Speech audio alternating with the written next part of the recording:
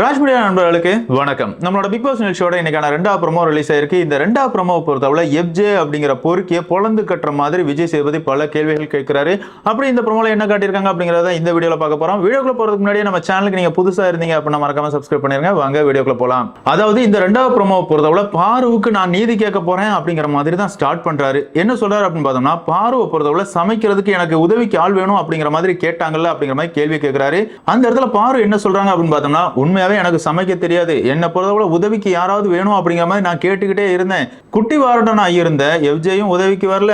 ஒரு தலையா இந்த பிரச்சனையை எப்படி தீர்த்து வைக்கணும் அப்படிங்கிற மாதிரியும் எஃப்ஜே யோசிக்கவே இல்லை. என்ன தனியா வேலை செய்யட்டும் அப்படிங்கிற மாதிரி விட்டுட்டாரு அப்படிங்கிற மாதிரி பாரு சொல்றாங்க. உண்மையா அதுதானங்க.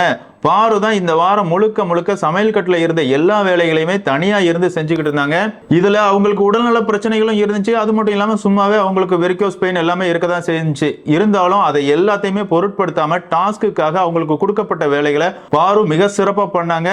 வேலையை செய்யறதை விட ஸ்டூடெண்டா இருந்த 10 பேரும் பண்ண சேட்டைகள் எல்லாத்தையும் தாங்கினது மிகப்பெரிய விஷயம் அப்படின்னே சொல்லலாம். அதுலயும் குறிப்பா வக்ரம் பிடிச்ச விக்ரம பொறுத்தவரை பார்வை டார்கெட் பண்றதுதான் முழு நேர வேலையாவே வச்சுக்கிட்டு இருந்தான். அதே மாதிரியே ஸ்கூல் டாஸ்க்ல பிரின்சிபலா இருந்த பிரஜினை பொறுத்தவரை ஒரு பிரின்சிபலா நடந்துக்காம அவருமே மாணவர்களை தூண்டி விட்டு பார்வுக்கு எதிராக பல சதி வேலைகளை பண்ணதான் செஞ்சிருந்தாரு.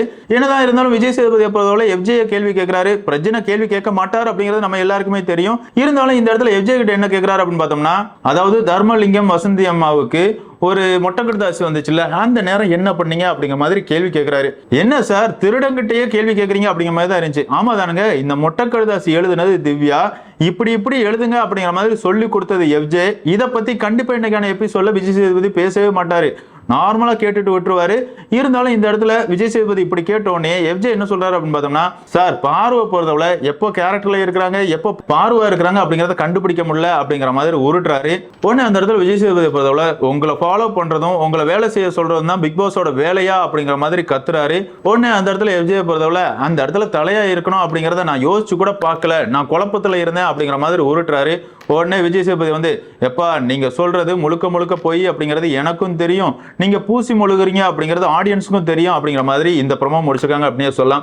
அதாவது இன்னைக்கான எபிசோட பொறுத்தவரை எஃப்ஜே அப்படிங்கிற ஒரு போட்டியாளரை ரோஸ்ட் பண்ற மாதிரி ரோஸ்ட் பண்ணி காப்பாற்ற போறாரு. ஆமாங்க, இந்த பொறுக்கிய முதல் வாரத்துல இருந்து 7வது வாரம் வரை காப்பாத்தி கொண்டு வந்தது விஜய் சேதுபதி அப்படின்னே சொல்லலாம். இவனை பொறுத்தவரை முதல் வாரத்துல இருந்தே காதல் வலைய தான் எல்லா பெண்கள்கிட்டயுமே விரிச்சுக்கிட்டு இருக்கான். முதல்ல பார்த்தோம் அப்படின்னா ஆதிரை, 2வதா ரம்யா ஜோ, அதுக்கப்புறமா ரம்யா, அதுக்கப்புறமா திவ்யா, இப்ப பார்த்தோம் அப்படின்னா இந்த வாரத்துல வியானா.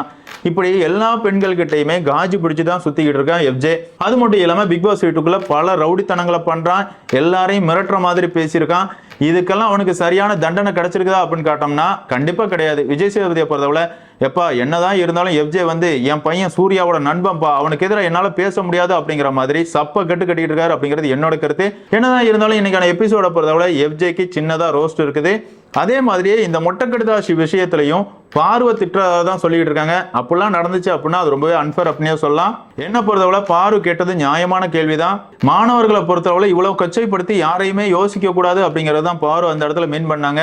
இருந்தாலும் இந்த இடத்துல பாரு நீங்க என்ன பாரு இப்படி பண்றீங்க அப்படிங்கிற மாதிரி கண்டிப்பா பாருக்கு எதிராக விஜய் சேதுபதி பேசுவார் அப்படிங்கிறது தான் என்னோட கருத்தாவும் இருக்குது. என்னதான் இருந்தாலும் பொறுத்திருந்து பார்க்கலாங்க. ஆமாங்க, நடந்து முடிஞ்ச ஸ்கூல் டாஸ்கை பொறுத்தவரை தனக்கு கொடுக்கப்பட்ட கேரக்டர்ல பாரு சூப்பரா பெர்ஃபார்ம் பண்ணாங்க. அது மட்டும் இல்லாம சமையல் தனக்கு தெரியல அப்படின்னாலும் தனக்கு கொடுத்த கேரக்டருக்கு 100% எஃபர்ட் போடணும் அப்படிங்கறதுக்காக எல்லா வேலைகளையுமே செஞ்சு முடிச்சாங்க, யாரோட உதவியும் இல்லாம. இதற்கான அங்கீகாரத்தை விஜய் சேதுபதி கொடுப்பாரா இல்லையா அப்படிங்கறத நம்ம பொறுத்திருந்து பார்க்கலாம். ஏன்னா இருந்தாலும் பிக் பாஸ் ரசிகர்களான உங்களை பொறுத்தவரை இந்த எஃப்ஜே பத்தி நீங்க என்ன நினைக்கிறீங்க அப்படிங்கிற உங்களோட கருத்துக்களை மறக்காம கமெண்ட்ல மென்ஷன் பண்ணுங்க. இந்த வீடியோ உங்களுக்கு பிடிச்சிருந்தா லைக் பண்ணுங்க, ஷேர் பண்ணுங்க, மறக்காம சேனலை சப்ஸ்கிரைப் பண்ணுங்க. Thank you friends.